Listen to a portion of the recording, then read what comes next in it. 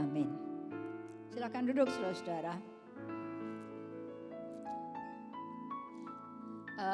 Tentunya pertama-tama saya mengucapkan terima kasih kepada Tuhan dan terima kasih kepada Bapak Pendeta John serta staf penggembalaan di tempat ini. Sungguh suatu anugerah dan kepercayaan yang luar biasa yang diberikan kepada kami. Saudara, mungkin sudah banyak tahu, ini mungkin sedikit KKN gitu. Karena saya adalah adik langsung di bawah Pendeta John. Gitu ya. Kan ada mirip-miripnya kan, pabriknya sama. Puji Tuhan. Saudara, dan tema hari ini tentunya kebiasaan bersyukur versus kebiasaan bersungut-sungut. Saudara, hidup kita ini tidak pernah selalu mulus. Ya enggak? Ya. Dan kita hidup ini tidak akan selalu hanya happy-happy aja gitu, tidak mungkin. Tidak ada tantangan, ya tidak mungkin. Setiap kita mengalami tantangan, setiap kita mengalami masalah. Siapa di sini yang tidak punya masalah? Yang tidak punya masalah siapa, saudara? Sejak lahir aja kita sudah ada masalah kan, makanya nangis, saudara, gitu. Oke, setiap kita mengalami masalah, saudara.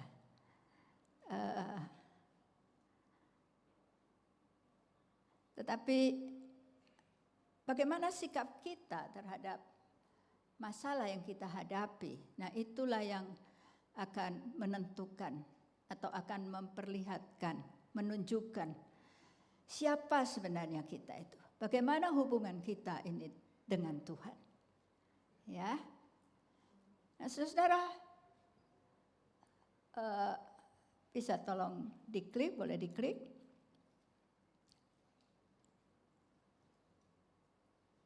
Nah, di dalam Alkitab ada contoh tentang kebiasaan hidup bersungut-sungut yang dilakukan bangsa Israel. Kita semua tahu bahwa bangsa Israel itu terkenal dengan sebagai bangsa yang tegar tengkuk. Ya. Apa yang membuat Israel bersungut-sungut? Mereka mempersoalkan keamanan. Nah, saudara begini, kita tahu ketika bangsa Israel keluar dari Mesir, maka Tuhan itu sudah berbuat hal sebelumnya, Tuhan sudah melakukan hal-hal yang luar biasa di dalam kehidupan mereka. Oke. Mereka sebagai budak dan kemudian Tuhan mengeluarkan mereka dari Mesir. Itu Tuhan membuat hati orang-orang Mesir itu bermurah hati. Tuhan memberikan kemurahan hati kepada bangsa Mesir. Sehingga apa? Bangsa budak ini keluar dari Mesir tidak dengan tangan hampa. Tapi disangoni loh saudara. Bayangkan, mereka disangoni, mereka minta dan bangsa Mesir kasih. Jadi Tuhan sudah menunjukkan hal-hal yang luar biasa di dalam kehidupan bangsa Mesir. Kemudian ketika mereka berjalan dengan dipimpin oleh Musa, mereka begitu cepatnya lupa loh sama pertolongan Tuhan. Sehingga ketika mereka lihat bahwa bangsa Mesir bersama Firaunnya, tentara-tentaranya itu mengejar mereka, mereka mulai ketakutan. Mereka ketakutan luar biasa. Dan bukan cuma ketakutan, mereka mulai ngomel-ngomel kepada Musa. Mereka bilang, emang kurang kuburan di Mesir? Kenapa kamu mesti bawa kami di sini untuk mati di padang gurun? Ya, saudara, kan kami sudah bilang jangan ganggu kami gitu. Walaupun jadi budak kami enak di Mesir. Mereka bersungut-sungut, saudara. Tuh, mempersoalkan keamanan.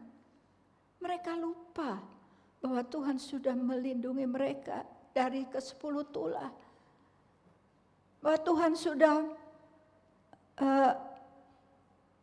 memberikan kepada mereka sangu gitu untuk perjalanan mereka. Kemudian dikatakan dan makanan, minuman. Kita baca di dalam kitab Keluaran 15. Di situ dikisahkan bahwa ketika mereka sampai ke Mara, mereka mendapatkan bahwa air di sana pahit dan tidak bisa diminum. Mereka ngomel lagi loh saudara. Kita mencatat bahwa mereka bersungut-sungut soal air. Mereka lupa bahwa mereka bisa sampai di Mara karena Allah telah melakukan hal ajaib di dalam kehidupan mereka. Apa itu? Allah telah membelah lautan tuh. Sehingga mereka apa? Mereka bisa menyeberang dengan tenang di lautan. Sedangkan orang Mesir yang mengejar mereka mati semua. Kenapa? Karena ketika mereka lewat di situ, Tuhan mengembalikan air itu kembali. Dan orang-orang Mesir semua mati di situ. Mereka begitu cepatnya lupa, saudara. Dan makanan. Di dalam Keluaran 16 ceritakan bagaimana mereka ngomel-ngomel lagi. Karena apa? Karena mereka bosan dengan makanan mana yang diberikan oleh Tuhan. Mereka bersungut-sungut. Mereka bilang, di Mesir mah enak, kami bisa makan daging sepuasnya, kami bisa makan roti. Nih, saudara, bangsa Mesir, bangsa Israel adalah bangsa yang kehidupannya dipenuhi dengan persungutan. Namun kita juga diberi contoh tentang prinsip dari Filipi 4 ayat 6 sampai yang ke-7. Mari bisa ditampilkan ayatnya.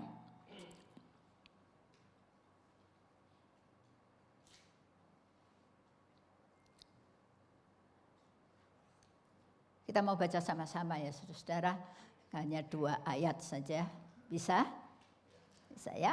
1, 2, 3. Janganlah hendaknya kamu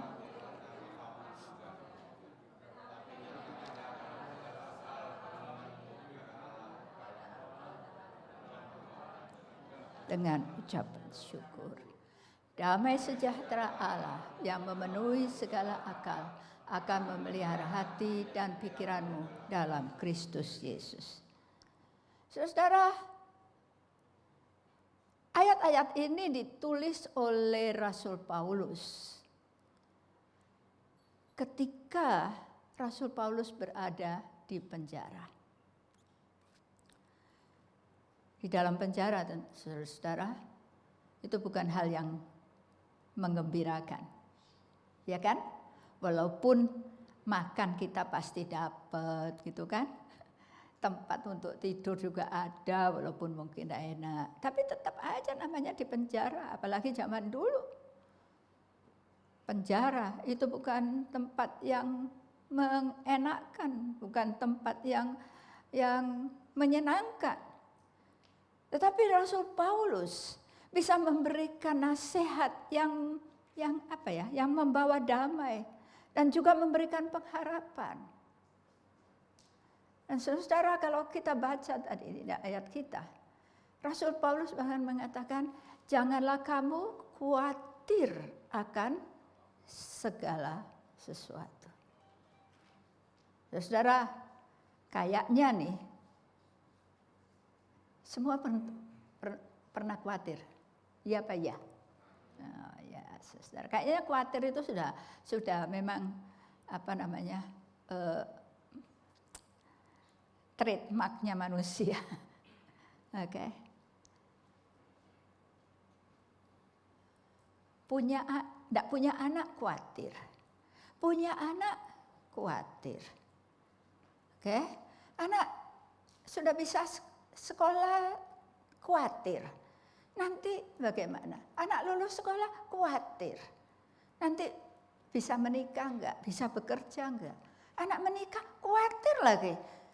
Nanti itu bisa punya anak enggak? Khawatir mulu, saudara. Ya kan? Nah, tapi firman Tuhan hari ini mengingatkan kita. Oke? Jangan kamu khawatir dalam segala hal. Terus apa? Tapi bisa tolong ditampilkan ayatnya tadi.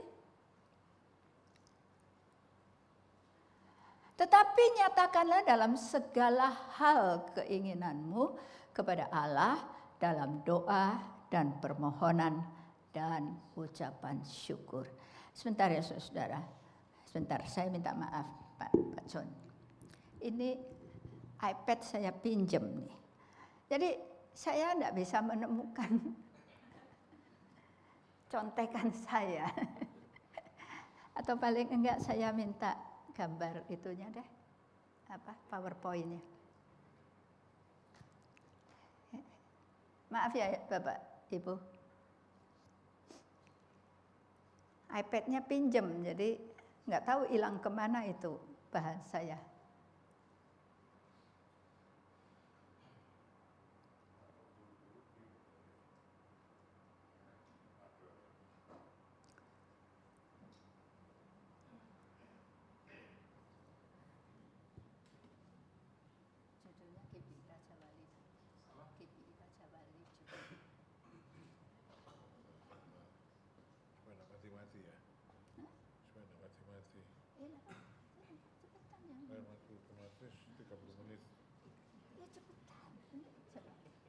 Penonton dibikin kecewa kelamaan nunggu.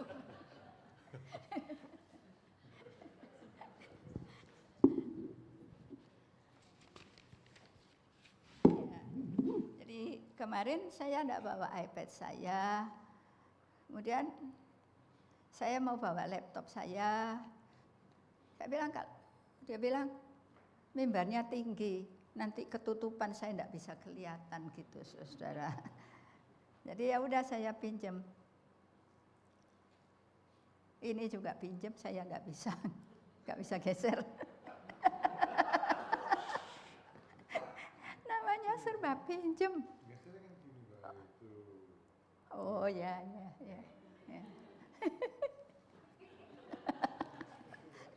Ini, aduh. Jadi apa yang kita bisa pelajari dari ayat yang kita baca tadi? Yang pertama, manfaat bersyukur. Dapat melihat rencana dan maksud Tuhan. Dikatakan di sini bahwa bersyukur itu artinya berkata ya. Atau kita sependapat dan sepakat dengan apa yang Tuhan izinkan terjadi atas hidup kita. Jadi bersyukur itu bukan cuma sekedar terima kasih enggak. Tetapi menurut Alkitab bersyukur itu adalah kita itu sepakat dengan apa yang Tuhan izin, bahwa segala sesuatu yang kita alami itu adalah atas seizin Tuhan. Gitu. Ya, kita berkata ya kepada Tuhan. Itu namanya bersyukur. Kalau kita memahami itu, maka seperti lagu yang tadi kita nyanyikan, bukan hanya yang terbaik yang aku mau terima, tetapi ke segala hal, mau baik, mau tidak baik, oke? Mau sesuai, tidak sesuai dengan yang kita harapkan, kita bisa bersyukur. Tapi dalam kenyataannya kan orang kalau sesuai ya bersyukur sama Tuhan. Tapi kalau apa yang diterima itu tidak sesuai dengan yang kita harapkan, maka kita dengan gampang sekali bilang, Tuhan kenapa ini terjadi pada diriku? Tuhan kenapa engkau diam aja sih? Kenapa Tuhan tidak peduli? Kenapa saya harus mengalami hal seperti ini? Itu karena apa? Karena kita selalu mengharapkan apa yang sesuai dengan keinginan kita yang kita terima. Nah, itu namanya kita tidak sepakat dengan rancangan Tuhan. Kita tidak bersyukur, itu namanya. Kita hanya bisa berterima kasih. Kalau yang kita terima enak-enak aja gitu. Anak manis-manis aja, baik-baik aja, semuanya ada. Pekerjaan suami baik, badan kita sehat. Nah, pokoknya yang happy-happy kita bersyukur. Tidak bisa. Itu namanya bukan bersyukur. Bersyukur itu adalah artinya ya, sependapat, sepakat dengan apa yang Tuhan izinkan terjadi atas hidup kita. Saudara, dan dengan bersyukur kita bisa menyelami rencana Tuhan di dalam hidup kita untuk kemudian berjalan sesuai kehendaknya tersebut. Saudara, di dalam Alkitab atau saudara kenal sama Lea? Kenal? Oh, bukan jemaat di sini ya? Oh, bukan. Teman saya kali itu. Lea? Nggak tahu? Hah? Lea itu mah istrinya Yakub. Saudara, Anda tahu kan? Setelah Yakub mempecundangi Esau, kemudian dia lari ke pamannya. Dan di sana dia ketemu sama anak pamannya, cantik-cantik. Dia jatuh hati sama si Rachel. Ini saya ulangi sedikit ya. Dan dia minta Rachel untuk menjadi istrinya. Dan pamannya itu si Laban setuju, ya asal kamu kerja saya ada 7 tahun dah gitu.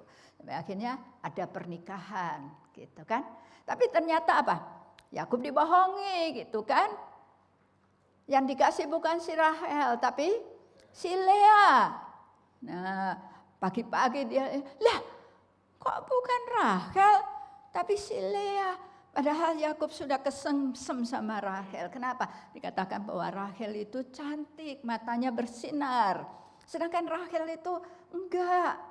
Matanya mungkin mata ngantuk gitu saudara ya. Jadi dia enggak cinta. Tapi terpaksa gimana?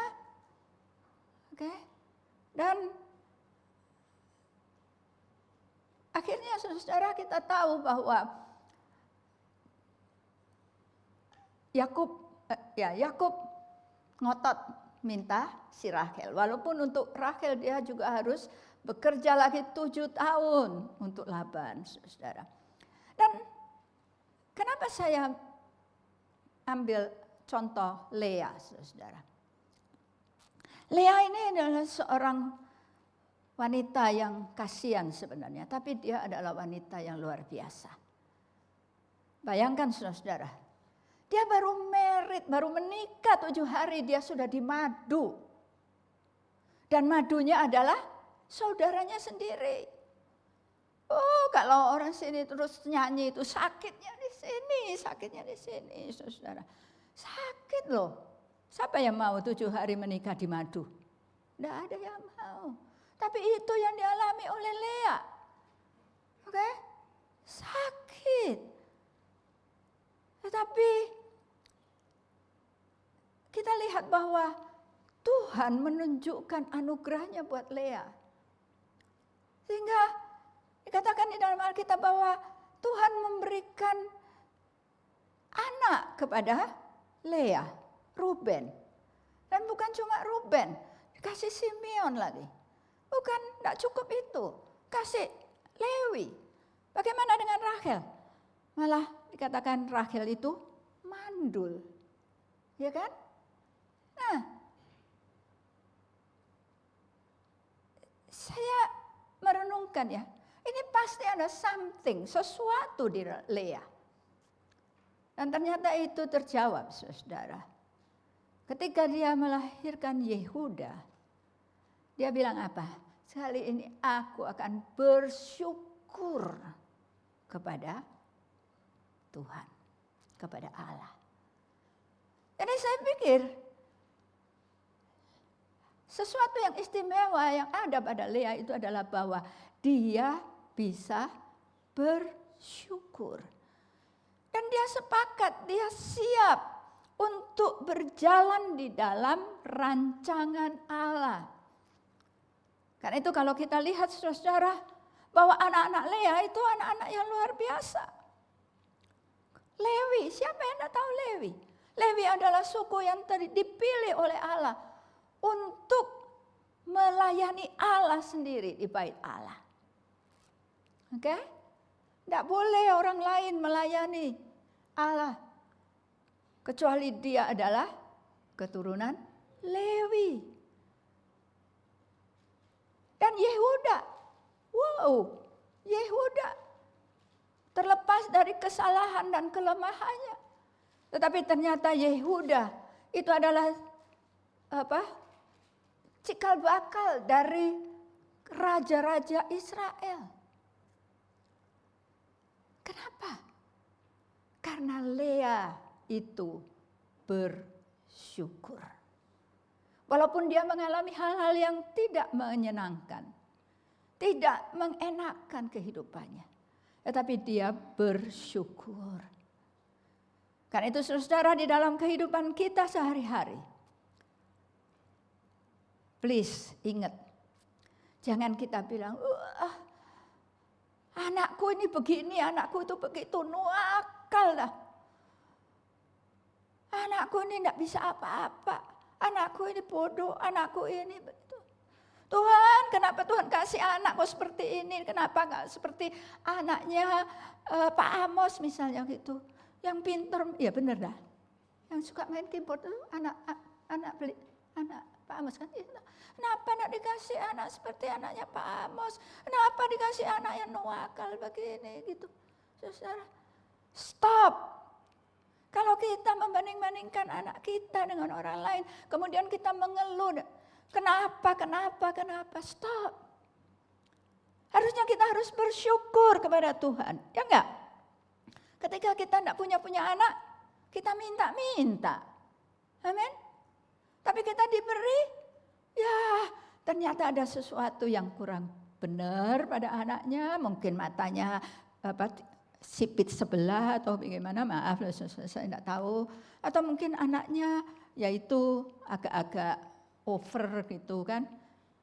Ucapkan syukur. Karena apa? Karena saya yakin dan percaya kalau Tuhan sudah memberi anak itu kepada kita, saudara. Ini Tuhan punya rencana bagi anak itu dan bagi kita. Dan kenapa Tuhan kasih anak yang seperti itu kepada kita? Karena Tuhan melihat bahwa kita mampu untuk membesarkan anak itu. Kita lihat aja seperti Lea, dia bersyukur untuk anak-anaknya. Dan anak-anaknya menjadi anak-anak yang luar biasa kan? Amin? Mau punya anak-anak yang luar biasa. Ucapkan syukur. Bagaimanapun keadaan anak kita. Amin, saudara. Dan proses yang terjadi mungkin sulit. Ya, seperti yang dialami oleh Lea. Sulit dan berat. Namun, dia ingin kita bersabar. Menantikan maksud semuanya itu dikerjakan Tuhan bagi kita. Amin, saudara. Halo, di sini ada orang? Amin. Saya khawatirnya di sini cuma kursi. Sehingga tidak respons gitu. Saya guru jadi sukanya kalau kita khotbah ada interaktif. Boleh kan di sini? Jemaat ngomong boleh kan? Ya. Jadi jangan kaku-kaku begini, saudara. Ntar saya jadi tambah bingung. Oke? Nah, hal yang kedua kedua, saudara, cara bersyukur. Di situ dikatakan dalam doa dan permohonan.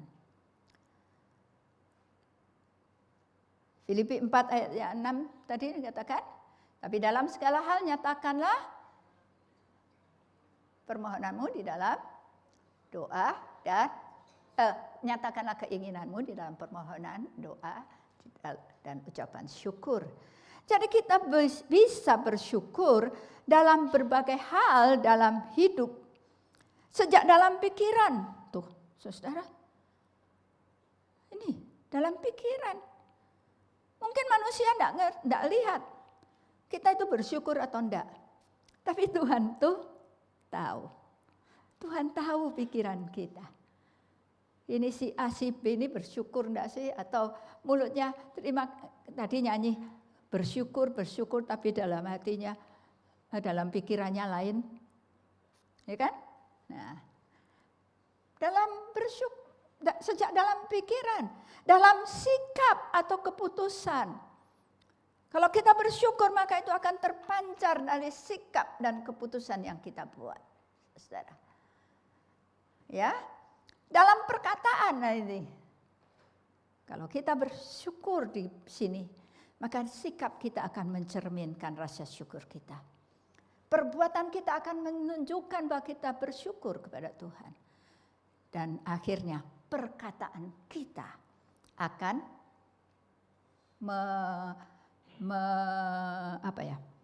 melegitimate rasa syukur kita. Dan juga tindakan kita, saudara. Kita juga bisa menyatakan syukur dalam doa dan permohonan yang kita naikkan kepada Tuhan. Ya, satu ciri doa orang-orang kita ini, orang-orang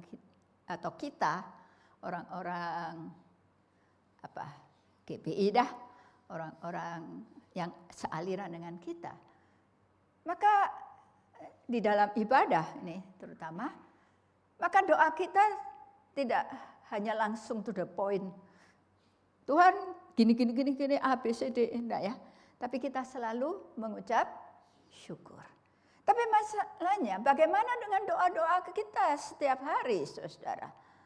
Apakah kita selalu mengucapkan syukur, menyampaikan pujian dan penyembahan kita kepada Tuhan? Ataukah kita kalau berdoa hanya menyampaikan list permintaan dari A sampai Z? Oke? Tuhan berkati ini, berkati saya. Tuhan saya mau ini, Tuhan saya mau itu. Tuhan tolong anak saya ini, itu. Begitu? Ataukah kita juga bersyukur?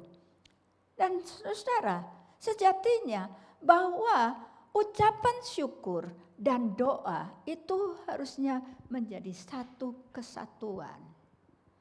Bukan pisah.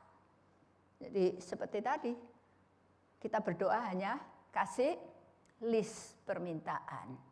Seperti kalau kita mau belanja, bikin list ABC. Banyak orang seperti itu kan? Dia lupa untuk bersyukur. Ya.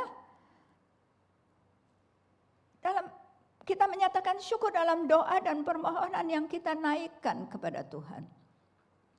Bersyukur juga menjadi langkah iman bahwa jika Tuhan sudah memelihara dan mencukupi, Dia akan melanjutkannya di dalam kita dengan caranya. Saudara, Yesus sendiri memberikan teladan kepada kita. Ketika satu kali Yesus datang ke Baitania, sebelum masuk ke Baitania, dia sudah mendapat kabar, dia sudah tahu sih, bahwa Lazarus sahabatnya itu telah mati, saudara. Ya kan? Dan Marta nangis, Maria nangis, dan Tuhan tahu sebenarnya apa yang akan dilakukannya. Akhirnya apa? Tuhan bilang, bawa saya ke kuburan. Mereka bilang, oh Tuhan sudah 4 hari sudah bau. Tapi Yesus datang juga ke kuburan dan dia bilang apa? Gulingkan batu. Nah saudara, apa yang Tuhan Yesus katakan pertama kali? Di dalam doanya. Yesus bilang apa? Bapa, aku bersyukur bahwa Engkau selalu mendengar doaku. Ya kan? Dan aku percaya juga bahwa aku bersyukur bahwa Engkau telah mendengar doaku. Dan aku percaya bahwa Engkau selalu mendengar doaku. Ini saudara. Doa dan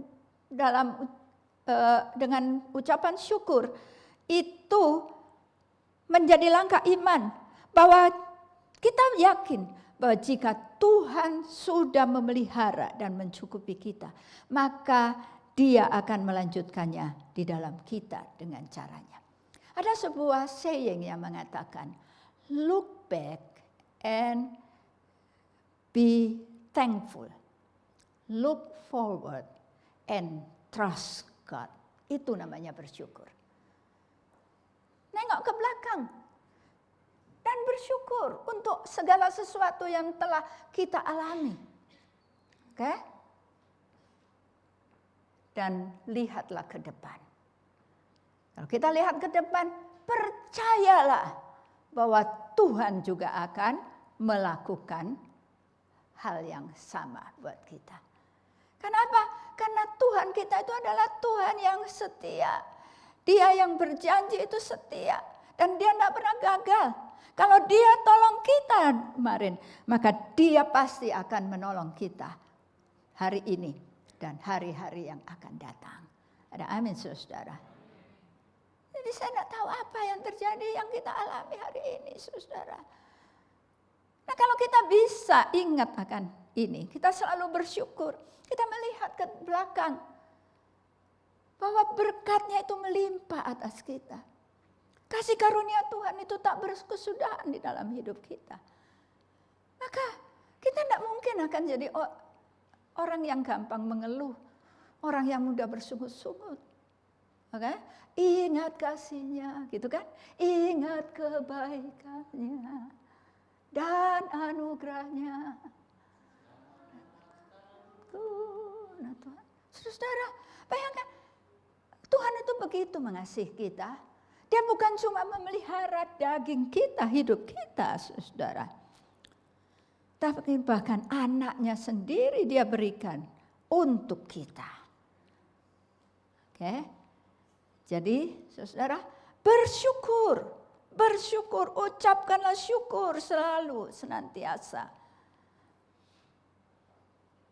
Karena Tuhan kita setia. Amin. Nah, saudara, selanjutnya. Akibat bersyukur. Akibat bersyukur di dalam Filipi 4 ayat yang ke-7 dikatakan apa? Damai sejahtera Allah yang melebihi segala akal akan menyertai kamu, begitu saudara. Dan sesuai dengan ayat ini, coba bisa ditampilkan supaya saya jangan salah nanti saudara. Maklum ini sudah begini itu suka lupa. Kalau kokoh saya ini ininya masih lebih smart daripada saya. Saya mah suka lupa. Damai sejahtera Allah yang melampaui segala akal akan memelihara hati dan pikiranmu dalam Kristus Yesus. Jadi sesuai dengan ayat ini kita mendapatkan sebuah prinsip bahwa bersyukur adalah hal yang berdampak positif bagi kita. Oke? Kenapa? Karena dalam bersyukur maka ada jaminan hidup kita itu hidup yang damai sejahtera. Semua kita kepingin hidup kita damai, amin. Semua kita ingin hidup kita sejahtera. Nah, dari mana? Bukan damai dari dunia ini. Bukan damai dari kekuatan kita, saudara. Tetapi damai sejahtera yang diberikan Allah yang melebihi segala akal, saudara. Karena firman Tuhan bilang juga, apa yang tidak pernah kau pikir, apa yang tidak pernah timbul dalam hatimu, itulah yang Tuhan berikan kepada kita. Jadi kalau damainya itu juga damai yang tidak kita terpikirkan, saudara. Ya, bersyukur adalah hal yang berdampak positif bagi kita. Saudara, masalah damai atau enggak, itu memang masalah pikiran, saudara. Tapi juga masalah hati. Ya, bagi orang yang tidak pernah bersyukur, saudara, pasti hidupnya itu enggak damai. Ya enggak? Saya dulu kalau ngajar, saya enggak mau tanya iya atau enggak. Iya apa iya? Dan anak-anak, murid-murid saya biasanya nakal. Jawabnya, apa, mem, gitu. Ya apa, ya apa, gitu. Ya. Tapi ini, saudara, ya, kalau kita bersyukur, maka firman Tuhan mengatakan ada damai di dalam kehidupan kita. Oke? Ada damai. Karena apa? Siang malam ada Tuhan. Siang malam Tuhan yang memberikan damai. Melingkupi pikiran dan hati kita. Kita yang percaya akan mengalami damai sejahtera yang melampaui segala akal dan pikiran kita. Ya, dan kita juga akan mendapatkan pemeliharaan Tuhan serta pemenuhan keperluan-keperluan di dalam hidup kita. Saudara,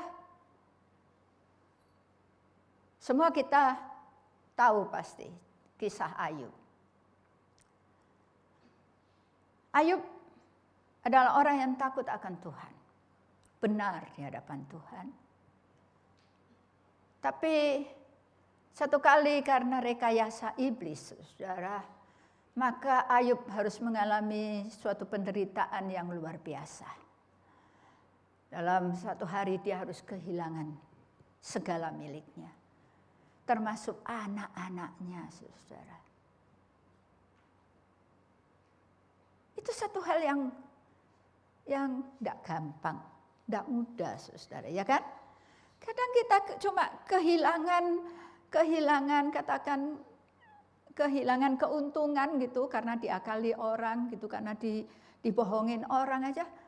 Kita bisa sampai enggak tidur gitu. Ya kan? Sebenarnya enggak tidurnya itu bukan hanya karena kehilangan. Tapi karena hati yang mendongkol, saudara. Ya kan? Marah, awas itu orang ya. Sampai kita sendiri yang akhirnya enggak bisa tidur gitu. Kita kehilangan orang yang kita kasihi. Saudara, itu juga sakit loh, ya kan? Kami pernah mengalami ya, dalam tidak sampai 5 tahun, 7 orang meninggal di dalam keluarga kami. Entah kakak saya pernah cerita enggak, saudara? Sampai apa? Sampai saya itu sudah tidak bisa nangis, saudara. Tidak bisa nangis. Dari papi, dari keponakan, dari koko, dari cici, dari koko lagi, dari koko, cihu, kemudian cici, kemudian sampai lupa, mami, aduh, sampai anak saya waktu itu kecil, saya kasih, mama mau ke Jawa Timur, kenapa? Ini kude meninggal, kok enggak nangis? Aduh, anak saya kecil, pikir kalau ada orang kok enggak nangis? Saya dalam hati saya sudah tidak bisa nangis, saudara.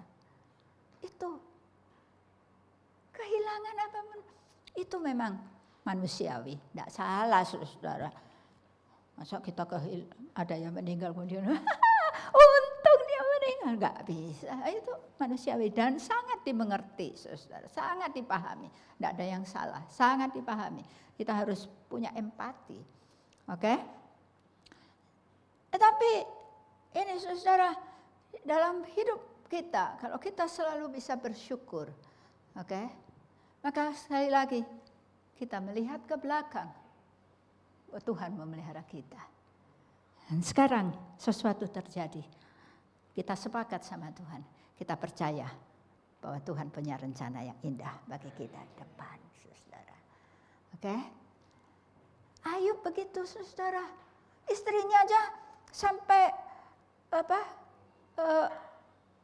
bilang sama Ayub, masih percayakah kamu kepada Allah? Kutuki Tuhanmu dan matilah. Saudara. Tapi Ayub bilang apa? Masakan kita hanya mau menerima yang baik saja dari Tuhan? Oke? Dan di dalam ayat sebelumnya, Ayub bisa bilang, Tuhan yang memberi, Tuhan yang mengambil. Terpujilah nama Tuhan. Luar biasa, saudara. Dan kalau kita lihat akhirnya bagaimana? Tuhan memulihkan kehidupan Ayub. Tuhan memberikan kekayaan yang berlipat ganda. Dan Tuhan menggantikan anak-anaknya. 7 anak laki-laki dan 3 anak perempuan. Dan dikatakan bahwa tidak ada anak-anak secantik anak-anak Ayub di negeri itu. Saudara, Tuhan memulihkan kehidupan Ayub. Kenapa? Karena Ayub tetap menjaga hubungan dengan Tuhan. Dia tetap memuliakan Tuhan. Walaupun dia mungkin dia tidak dikatakan secara langsung bahwa dia bersyukur kepada Tuhan. Tapi pastinya saya pikir Ayub bersyukur kepada Tuhan. Bahwa dia memiliki bisa mengenal Allah yang luar biasa. Saudara, kalau hidup kita dipenuhi dengan ucapan syukur, maka Tuhan akan memberikan kepada kita pemenuhan keperluan-keperluan kita di dalam hidup kita ini. Dan saudara, orang yang bersyukur itu adalah orang yang bisa selalu punya pikiran yang benar dan positif. Kenapa? Karena itu dia sudah sepakat, sependapat dengan Tuhan. Oke? Dan orang yang bersyukur, saudara, maka segala tindakannya itu positif. Dan karena dia positif, saudara, maka dia akan cepat pulih. Dia akan punya hati yang gampang mengampuni. Dia akan punya hati yang penuh dengan murah hati. Itu karena kuasa dari bersyukur. Tuhan berikan dia ketenangan kan. Kalau orang tenang, orang damai, yes, nggak mikirnya macam-macam loh. Pikirannya lempeng aja kan? Iya nggak? Pikirannya tuh nggak neko-neko gitu. Tapi pikirannya itu yang lempeng-lempeng aja gitu. Bener-bener aja gitu. Santai-santai aja. Puji Tuhan aja gitu loh saudara. Amin. Karena itu saudara, yuk firman Tuhan hari ini mengajarkan kita, mengingatkan kita. Supaya kita selalu bersyukur. Bersyukur dalam segala hal. Di dalam 1 Tesalonika dikatakan, bersyukur dalam segala hal. Bukan cuma yang baik, bukan cuma yang sesuai dengan keinginan kita, tapi dalam segala hal. Dalam segala hal. Maka kita akan melihat bahwa damai sejahtera Allah yang melebihi segala akal itu akan memenuhi hati dan pikiran kita. Saya yakin dan percaya, maka keadaan apa di depan ini yang kita tidak tahu. Di depan ini gimana kan masih gelap, saudara. Ya toh? Masih gelap. Kita tidak tahu. Tapi seperti satu lagu yang dikatakan, ku tak tahu hari esok. Namun aku tahu siapa yang pegang hari esok. Tahu lagunya? Ku tak tahu kan hari esok dalam hidupku ini. Tapi satu hal yang ku tahu bahwa Dia yang memegang hari esok itu. Dia juga yang memberikan makan kepada burung-burung pipit. Terlebih aku anak-anaknya. Tuhan pasti pelihara. Amin, saudara. Kiranya Tuhan Roh Kudus berbicara lebih lanjut kepada setiap kita. Sehingga jemaat di sini boleh menjadi jemaat yang luar biasa. Amin. Ini pasti kerinduan tim gembala juga kan? Tim gembalanya enggak nyaut tuh, enggak respons. Pas, dan itu kerinduan kita semua, saudara. Ada satu lagu saya enggak tahu yang anugerah besar.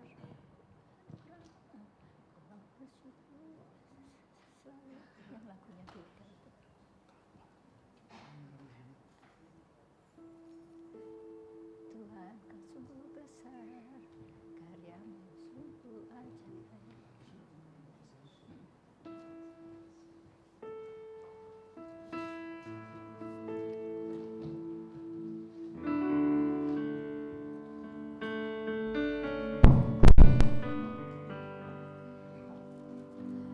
Tuhan kau sungguh besar, karyamu sungguh ajaib. Tuhan kau sungguh besar, karyamu sungguh ajaib.